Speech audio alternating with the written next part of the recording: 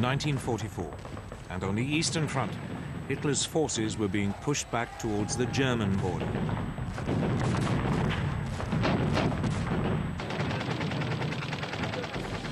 But Germany was about to face a new threat. In the west, Allied forces had been preparing for months to open a new front in northwest France. Training for it was well underway.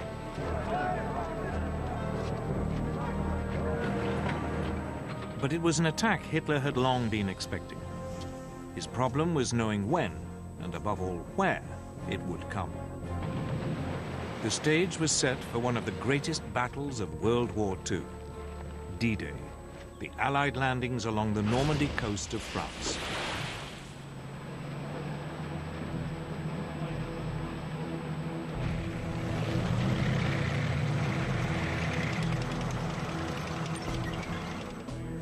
Since the early years of the war, Britain's Prime Minister, Winston Churchill, had always been certain that at some point an Allied invasion of Northern Europe would be necessary.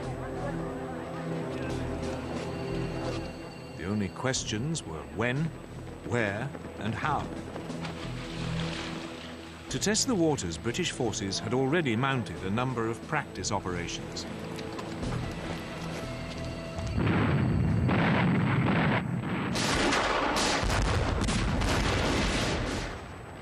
In December 1941, British commandos raided the Vargso Islands off the coast of Nazi-occupied Norway.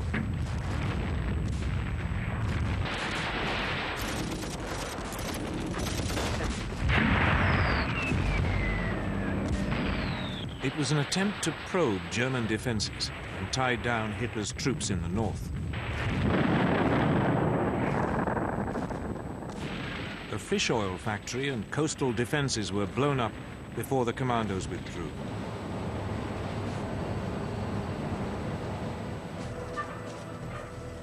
Eight months later, Canadian and British troops were sent in to mount a more ambitious raid on the French port of Dieppe. It too was designed to test the defenses and also to provide combat experience for the Canadians. But this time, it was a catastrophe.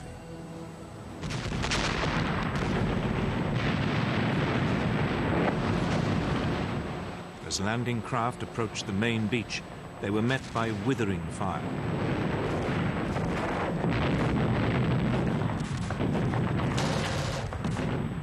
Those troops that made it ashore were immediately pinned down. Behind them, the supporting tanks became bogged down in the shingle.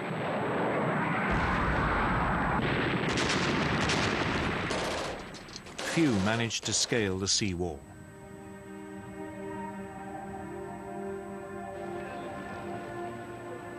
Over 3,000 Allied soldiers were killed or taken prisoner. Britain had learnt an important lesson. Never attempt a direct assault on a German-occupied port.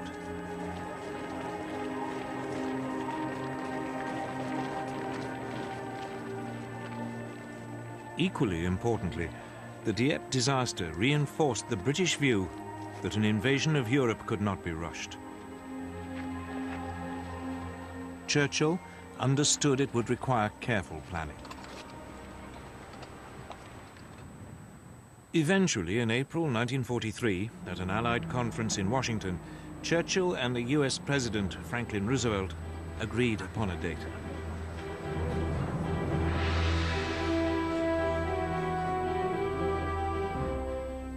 D-Day, or Operation Overlord as the seaborne invasion of France was formally called, would take place in the summer of 1944.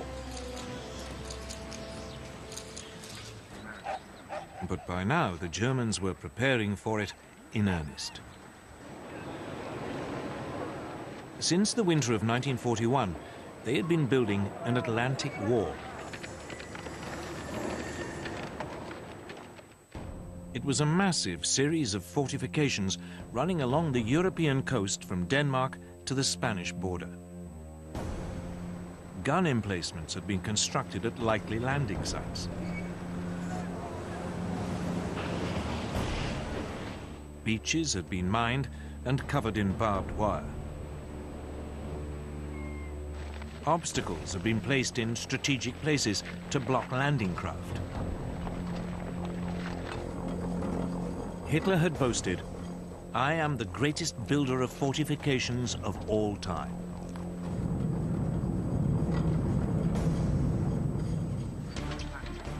In the summer of 1942, in the wake of the Dieppe attack, work on the Atlantic Wall had been stepped up. Hitler had also ordered an increase in troop numbers in the region. The German overall commander in the west, Field Marshal Gerd von Rundstedt, had been given 15 further divisions.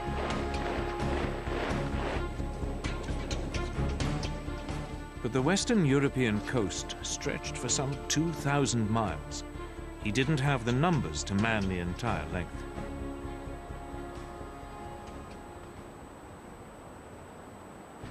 Von Rundstedt faced a difficult decision. Where should he position his overstretched forces to maximize their effect? The question led to bitter arguments inside the German leadership.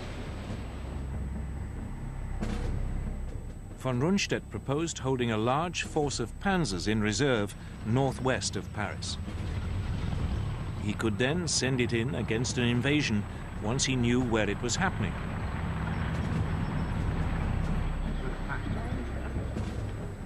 But the hugely respected Field Marshal Erwin Rommel, commander of the troops covering the sector from Holland along the French coast to the Loire, had a different view.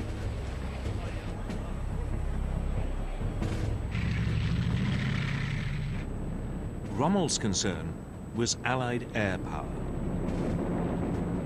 He'd seen it firsthand when he'd fought the British in North Africa, and it had left a profound impression.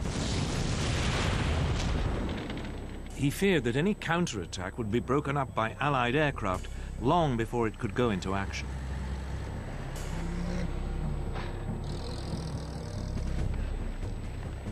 Rommel had also inspected Hitler's Atlantic Wall and found much of it wanting. It had forced him to the conclusion that the best place to position the panzers was as close as possible to the most likely landing sites. That way, an invasion could be immediately pushed back before it got a foothold. Hitler compromised. Rundstedt was given a small force he could hold in reserve, though Hitler himself would have the final say as to when it could be used. The rest of the additional troops was scattered along the entire Atlantic seaboard, in accordance with Rommel's wishes.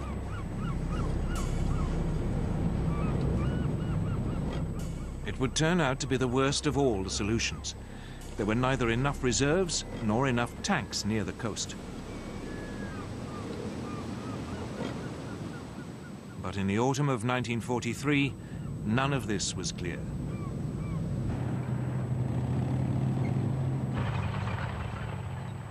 In Britain, the Allied planners were also grappling with the problem of location. Where was the best place to land? Their chief planner, General Frederick Morgan, quickly realized there were two principal options: the Pas-de-Calais and Normandy. The Pas-de-Calais was clearly the favorite. It offered the shortest sea crossing, and it offered the shortest and most direct way to Germany.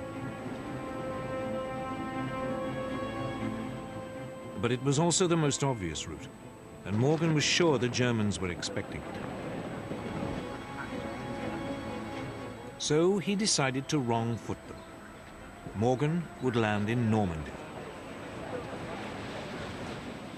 It was the beginning of a huge gamble on which the fate of hundreds of thousands of soldiers would depend.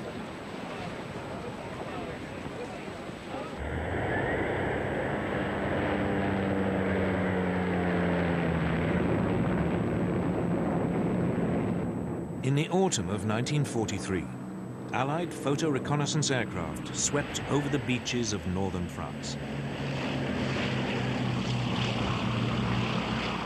It was part of a huge planning operation for the seaborne invasion of Europe. The fortifications of the Atlantic Wall were monitored by the French resistance. Men crept ashore to collect sand samples to test whether armored vehicles could be landed.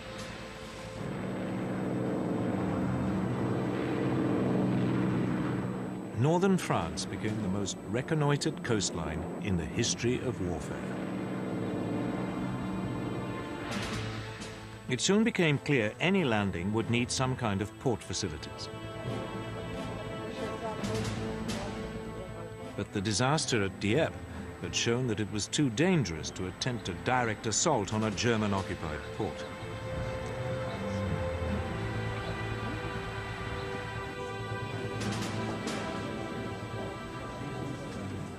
Britain's planners were forced to come up with an ingenious alternative.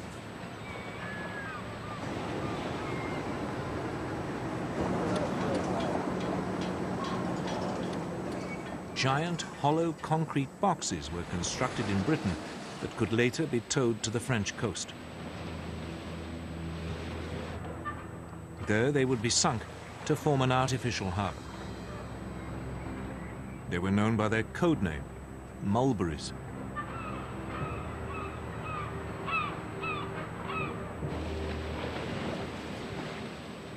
The mulberries would be supplied with fuel by a pipeline unwound from giant reels and dropped on the seabed.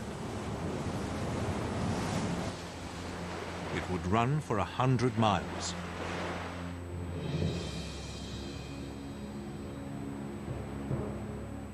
The pumping station on the Isle of Wight was disguised as an ice cream parlour. But the raid on Dieppe had also revealed a second problem. How to get the first wave of troops off the beaches and through the German fortifications. The man told to solve that question was General Percy Hobart, one of the pioneers of armoured warfare. Hobart came up with a series of ingenious devices. The troops called them the funnies. They included such extraordinary machines as flamethrowers and floating tanks. Flail tanks for clearing mines. The bobbin for laying firm paths across sand or shingle. An armoured ramp for climbing sea walls.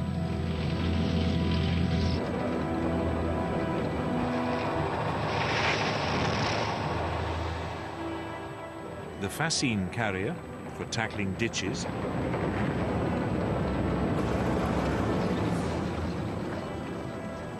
And the bridging tank for wider obstacles.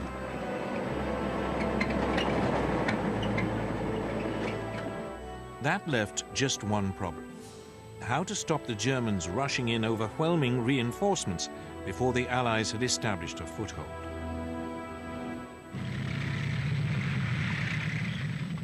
The answer was to keep them guessing until the very last moment as to where the invasion would take place.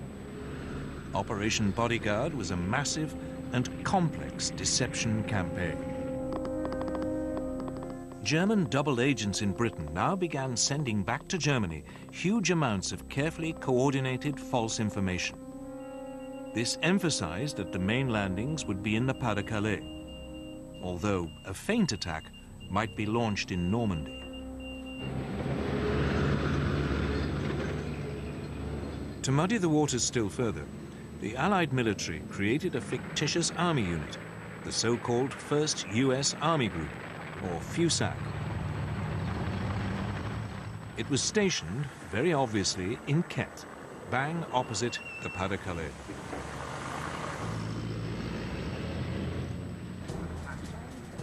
The man in charge of it was the pistol-toting U.S. General George Patton, who'd been removed from action in Sicily after slapping shell-shocked soldiers.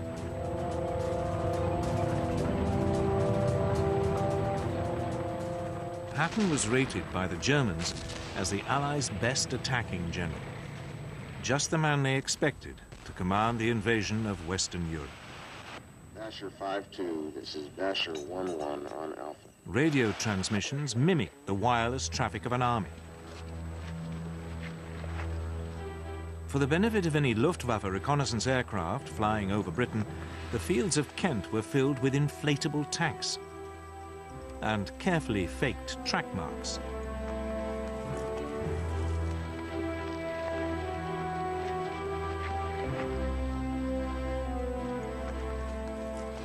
There were dummy aircraft made of wood and canvas. Harbours along the Kent coast were filled with dummy landing craft.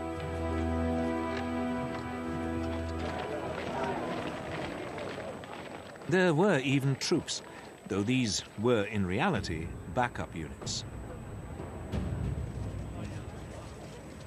In late 1943, the Allies appointed US General Dwight Eisenhower as Supreme Allied Commander for the invasion of Europe.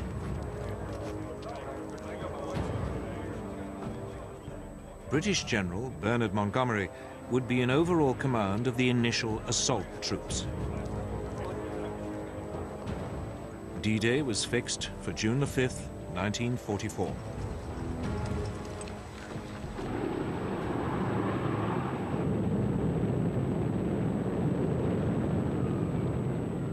Two months before the landing, Eisenhower launched an elaborate air offensive to disrupt German links to the coast.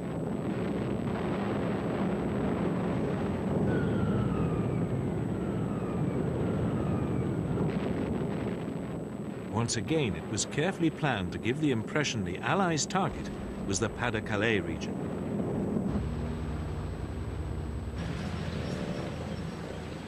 As the date of the invasion approached, Allied troop numbers in England reached over 2 million. They were supported by more than 3,000 tanks and 12,000 aircraft. The Germans were well aware an invasion was imminent. But they had been completely taken in by the Allies' phony preparations in Kent and were convinced the most likely landing spot was the Pas-de-Calais.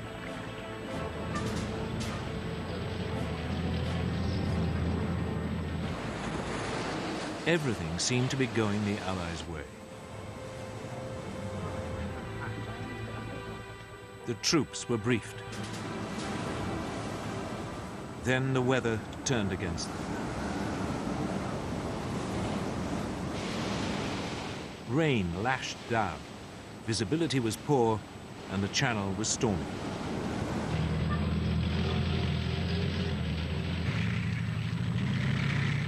Nevertheless, on June the 4th, 1944, the assault troops boarded their landing ships and the armada of more than 5,000 vessels set sail.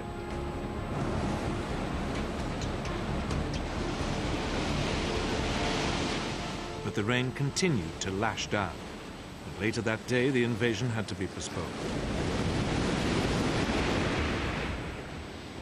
The ships returned to port, and the assault troops faced a nerve-shredding wait.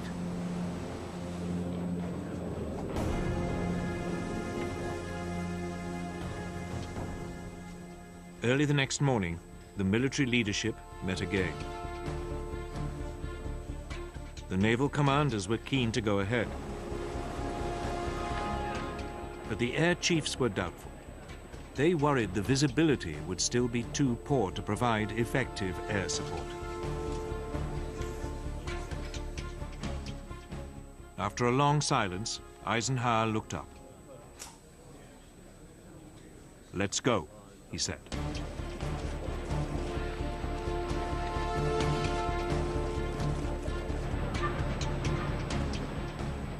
Operation Overlord, the greatest seaborne invasion ever, was underway. D-Day had begun.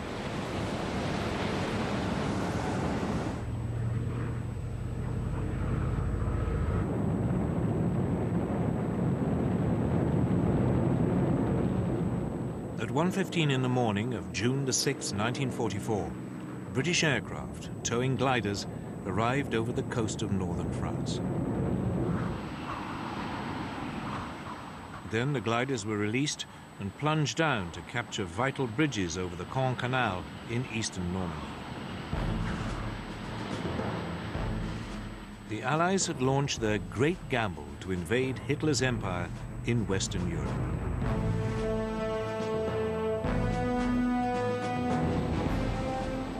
"50 miles to the west, US paratroops came down around the village of Saint-Mère-Église.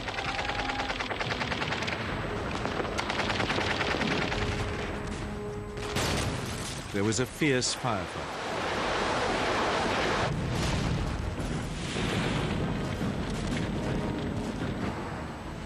But 3 hours later, the village was in US hands.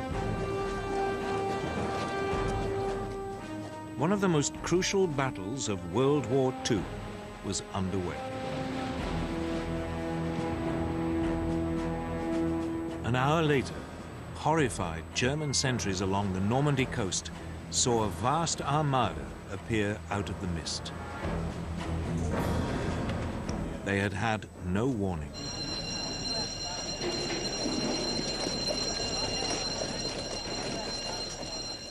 The Allied fleet had sailed under cover of darkness. Moreover, Allied countermeasures had confused the German radar into believing the main weight of the attack was approaching the French coast further east at the Pas-de-Calais.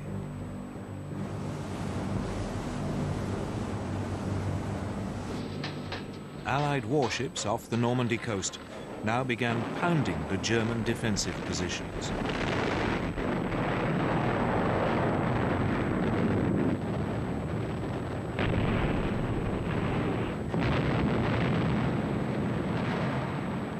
Wave after wave of aircraft swept overhead.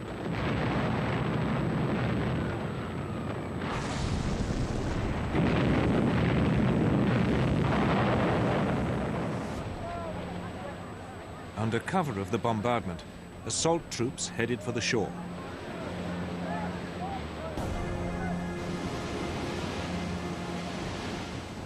But as they closed in, German artillery and machine guns opened fire.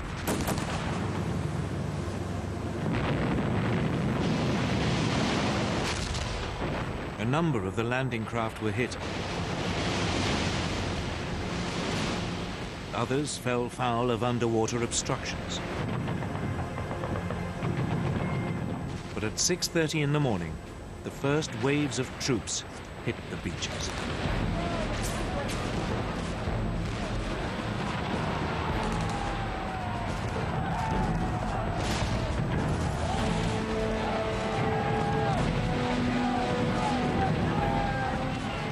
At the far western end, the US 4th Infantry Division came ashore near at what they called Utah Beach.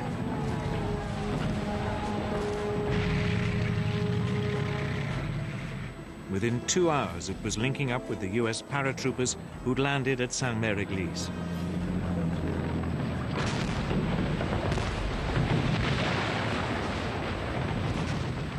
Next door, at Omaha Beach, it was more difficult. The beach was a defender's dream, with high cliffs and few ways inland.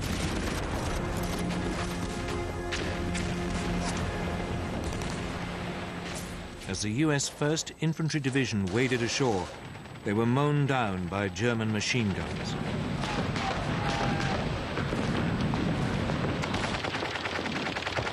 To make matters worse, the Americans' amphibious tanks were swamped.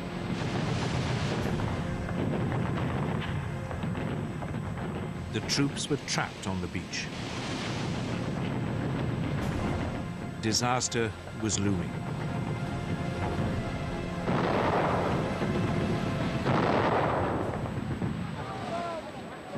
But finally, a few of the soldiers managed to scale the cliffs.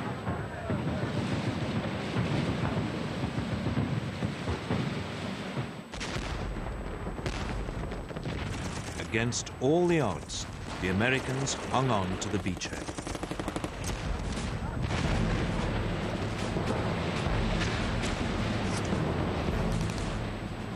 Further east, in the center of the landing area, Britain's 50th Infantry Division came ashore at Gold Beach.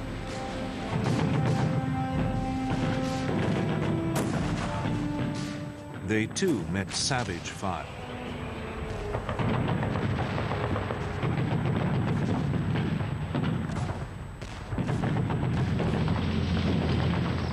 But now, the British deployed their funnies.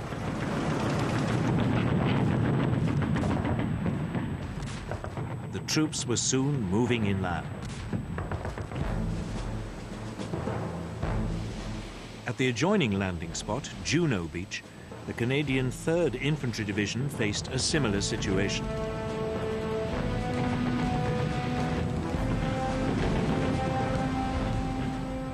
Here too, Britain's funnies were vital in helping the troops off the beach.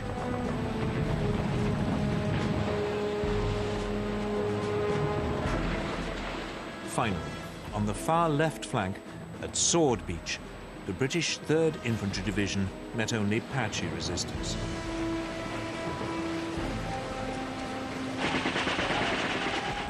Within hours, its commandos had linked up with the glider-borne troops at the Caen Canal.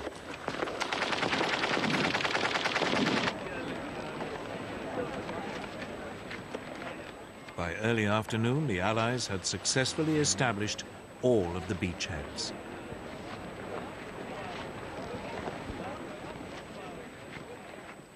The timing of the invasion had caught the Germans completely by surprise. They'd expected the Allies to wait until the weather had cleared. Rommel, the operational German commander for the whole of the northwest French coast, had taken the opportunity of bad weather to visit his family in Germany.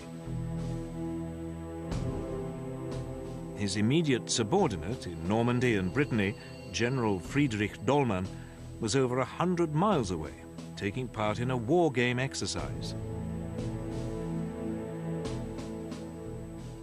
Only the overall German commander for the whole of Western Europe, Field Marshal Gerd von Rundstedt, was at his HQ.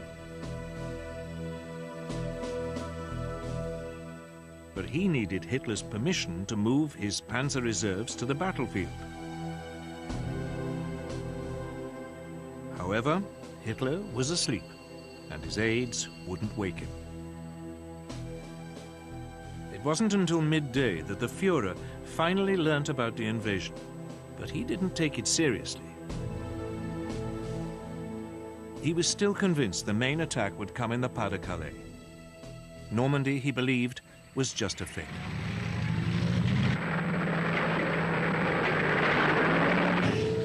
Finally, in the late afternoon, when the scale of the invasion was becoming all too clear, Hitler unleashed his reserves.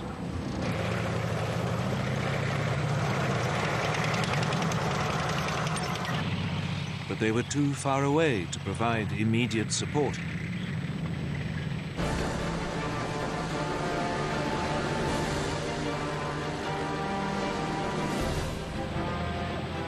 Despite stubborn German resistance, the beachheads around Utah, Gold and Juno and Sword were secure.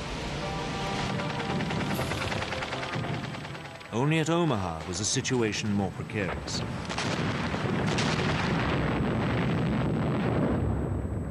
Here, German resistance had prevented the US troops moving more than a mile inland.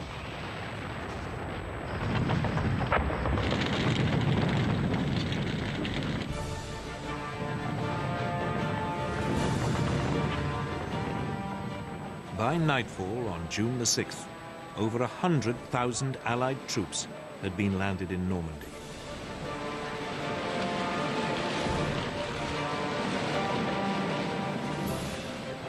It had been an extraordinary feat of planning, ingenuity, and courage.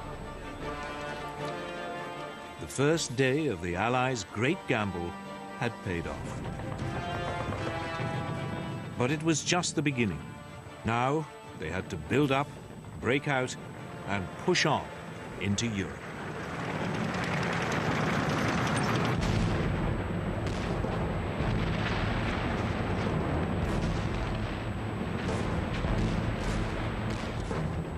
As the second day dawned on the greatest seaborne invasion ever attempted, thousands of Allied troops had broken out of their beachheads and were moving inland.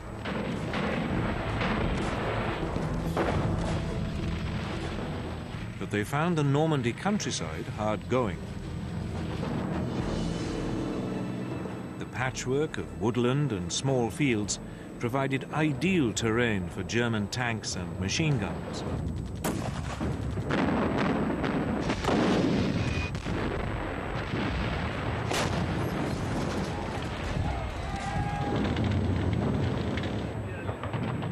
The Allies suffered heavy casualties.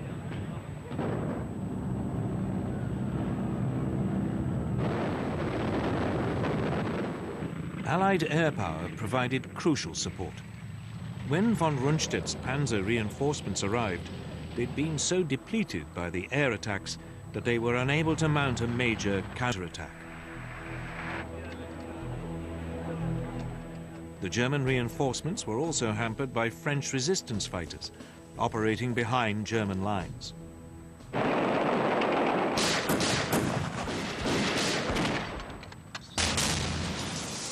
They ambushed troop convoys and blew up bridges. As a result, the Das Reich SS Panzer Division took over 2 weeks to make a journey which should have lasted a mere 3 days. Its troops took out their fury on the French civilian population.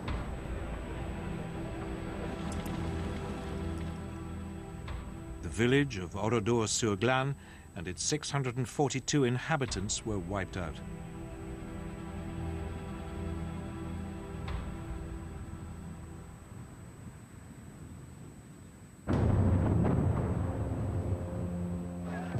After 4 days of fighting, all the Allied beachheads were finally able to link up.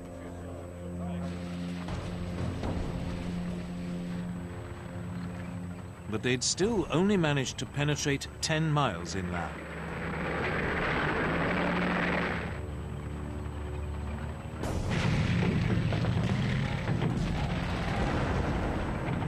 Eventually, 6 days after the landing, the British commander, General Montgomery, launched a major assault on the strategically important town of Caen. The British 7th Armoured Division, the Desert Rats, advanced.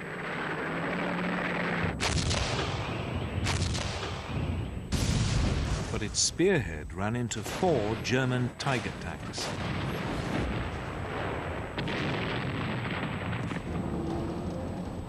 The Allies' Sherman tanks were completely outclassed. Their guns were outranged and their shells unable to penetrate the German armor. They were particularly vulnerable because many ran on petrol fuel and were liable to burst into flames when hit. The Germans nicknamed the Sherman the Ronson, after the cigarette lighter, or more macabrely, the Tommy Cooker. In less than 5 minutes, more than 10 British tanks were destroyed. The attack on Caen stalled.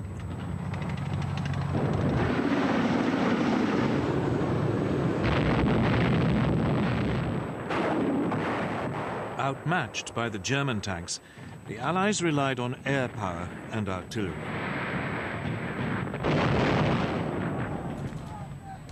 But it wasn't enough. The Desert Rats retreated. Caen remained in German hands.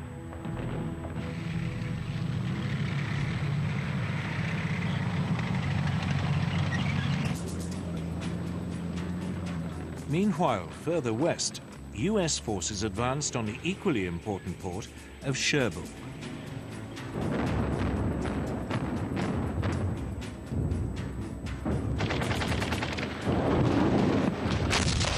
It would take them nearly 10 days to get close to it.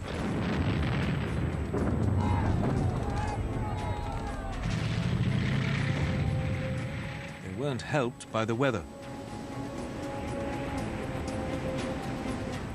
During the first week of the invasion, it had been relatively calm, and supplies and reinforcements had poured in through the Mulberry artificial harbours.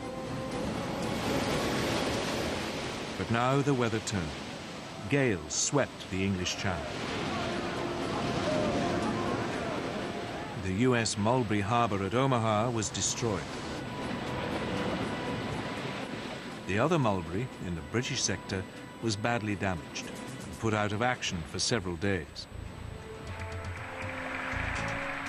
The flow of reinforcements slowed. It meant the port of Cherbourg was an even more vital objective. As the US forces now approached it, the German garrison resisted.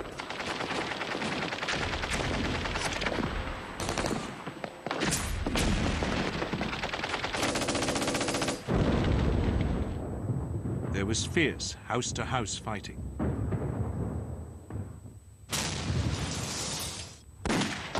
It would take the Allies a week to secure the city.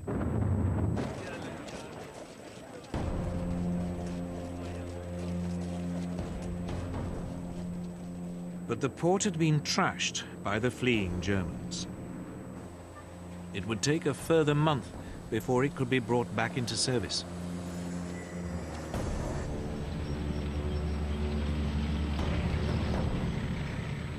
Meanwhile, Montgomery launched another assault on Caen.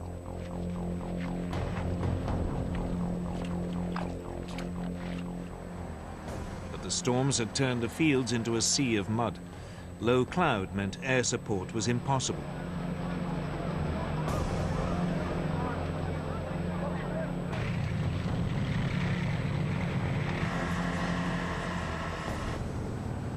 To make matters worse, the newly arrived elite German 2nd SS Panzer Corps was thrown into the defense of the city.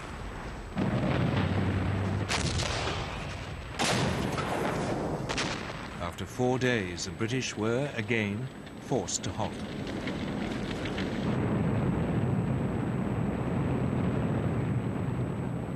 Then, as the clouds cleared, nearly 500 Allied bombers devastated Caen.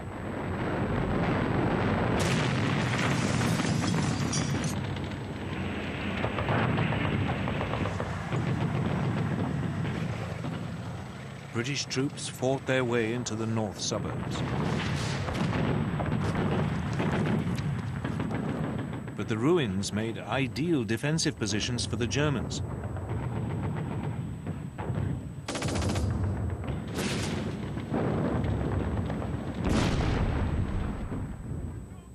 Allied casualties mounted.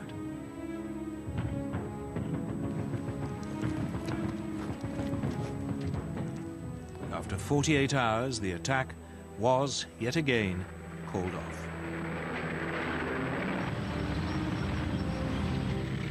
3 weeks later, Montgomery tried for a 4th time. The plan was to capture the remaining German strongholds and then push on south, deeper into France.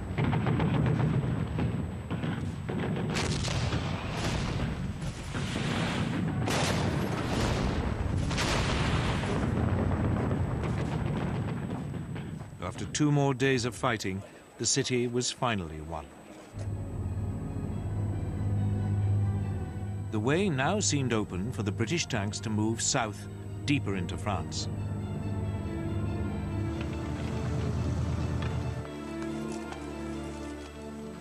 But the Germans were waiting with a large force of panzers.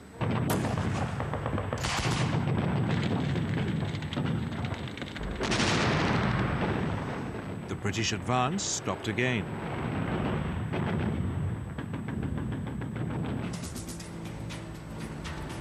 The Americans in the west, however, were having an easier time. The fighting around Caen had sucked in the majority of the German defenders. As the American forces prepared to thrust further into France, they faced only scattered opposition.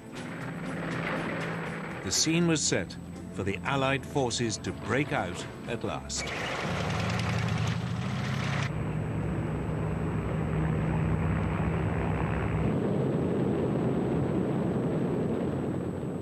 At 9:30 in the morning of July the 25th, 1944, over 1,800 Allied aircraft carpet-bombed a 4-mile stretch of the German front line south of Cherbourg. It was the beginning of Operation Cobra, the US breakout into France.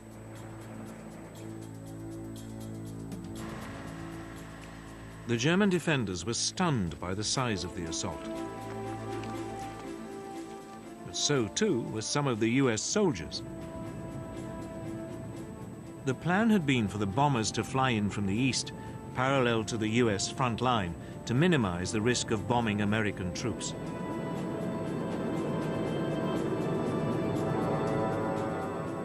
But most of the aircraft came in over the top of the US lines. Bombs fell short. Over 100 US troops were hit and killed.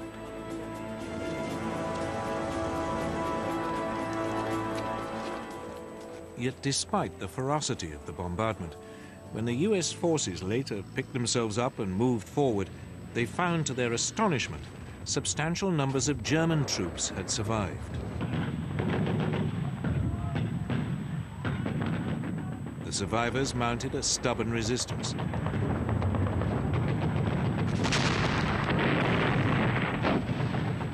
As fighting raged, it looked as though the Americans would fail to break through the German lines.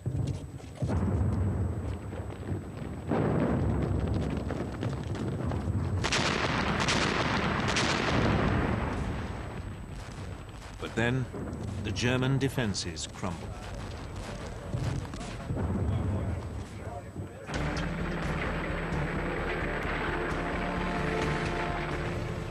The next morning, US tanks broke through and moved forward into open country. There was now almost no German resistance left, and the Americans quickly pushed deeper into France. The hill town of Coutances fell. Then the crossroads town of Avranches. As the Allies pressed forward, they were helped by change and confusion in the German high command. At the beginning of July, 3 weeks after the D-Day landings, Hitler dismissed the German commander-in-chief, Field Marshal Gerd von Rundstedt, for defeatism. Von Rundstedt had made little attempt to hide his belief that Germany faced an unwinnable struggle.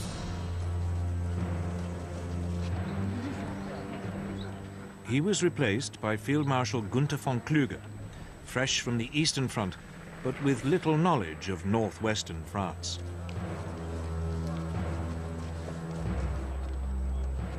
Two weeks later, Rommel, the second most senior German officer on the front, was severely injured when his staff car was strafed by a British fighter.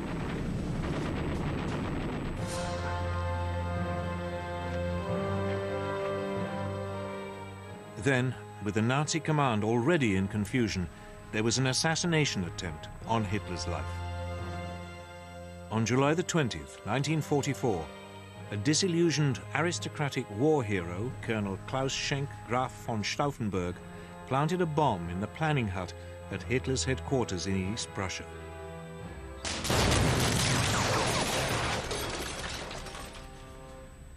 Four officers were killed. But Hitler was sheltered by a heavy, solid oak conference table and escaped with only minor injuries. The plot was swiftly and brutally put down. Von Stauffenberg was shot and his principal collaborators put on trial. They would later be hanged. Hitler put a brave face on it and visited some of the wounded in hospital. But it hardened still further his distrust of his senior officers. He would, despite his many earlier misjudgments, demand even greater control over events on the battlefield.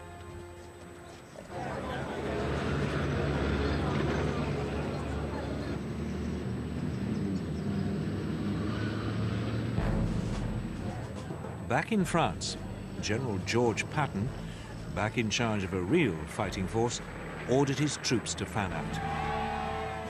They took Rennes, Mayenne, and headed for Le Mans. They were now moving round behind the German forces, still battling it out with the British and Canadians near Caen.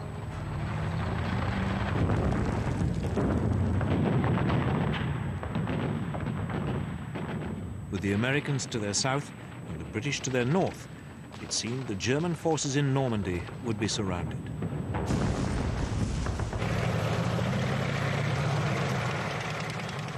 Hitler issued his usual order that there should be no retreat, but as the Allies squeezed in on them, the Germans began to flee.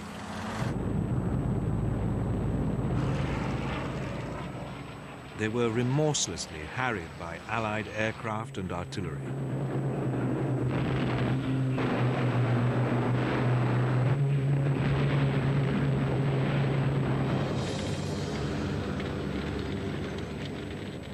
The casualties were appalling.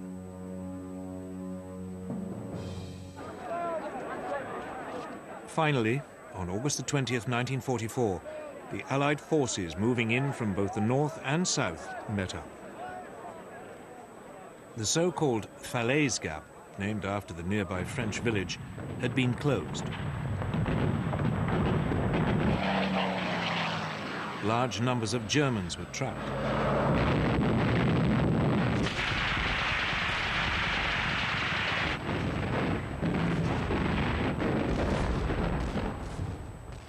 Over 10,000 more Germans caught in the Allied pincer died.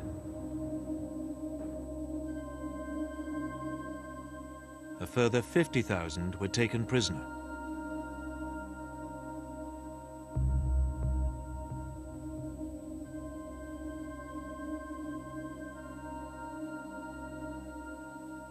The German army in Western Europe was in chaos.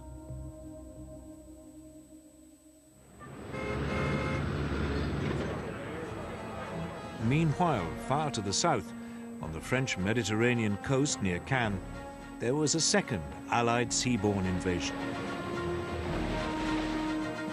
US troops came ashore virtually unopposed.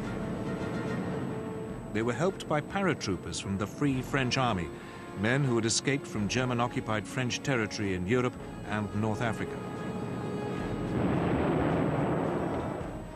The landing had always been opposed by the British, who regarded it as a diversion. But the United States had long regarded it as an essential part of clearing the Germans out of France.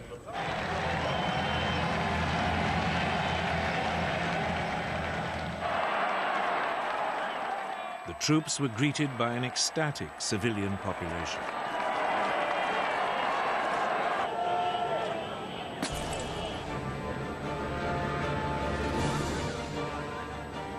It was soon advancing rapidly up the Rhone Valley.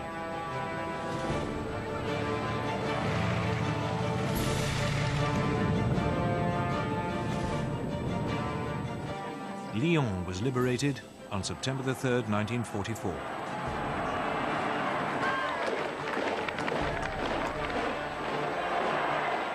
Ten days later, they reached Dijon and made contact with Patton's forces advancing from western France.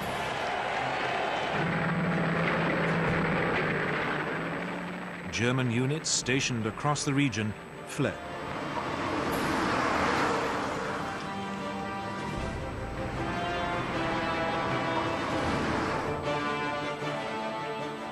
In barely 3 weeks of headlong advance, the Allied invasion of Europe had liberated most of France. That left Paris, where French resistance fighters now rose up against the German occupation. There seemed little to prevent the Allied onrush from continuing to the German border.